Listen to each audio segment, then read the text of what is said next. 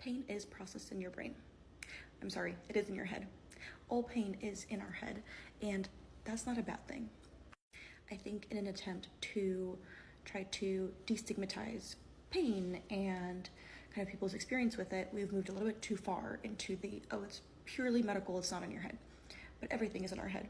We are humans. That's where everything is processed. The brain is incredibly powerful, so why would we think that it doesn't help process pain? Pain is an incredibly strong, important signal. It's meant to keep us safe.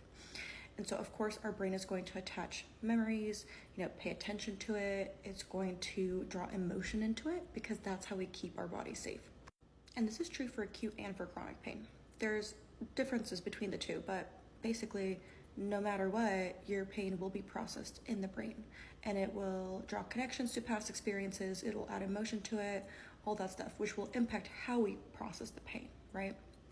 The key difference is that in chronic pain, there might not be ongoing damage to the nerve or the part of your body or whatever, but you're still feeling the pain, and that's because your nervous system and your brain kind of are a little bit overactive because they've had that pain signal for so long.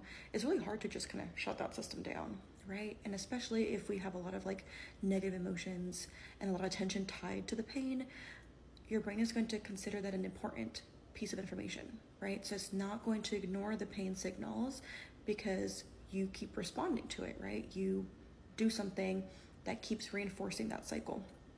And so for both acute and chronic pain, the approach is basically rehabilitation, right?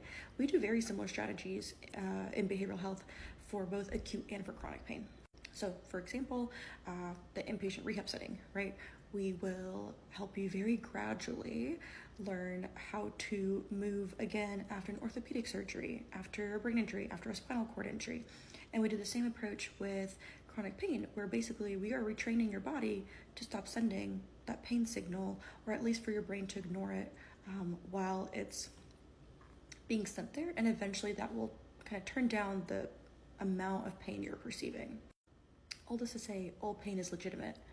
I don't think we need to do the extreme of oh, it's not in your head, because everything is in our head. Everything we do is in our brain. So why would pain be different?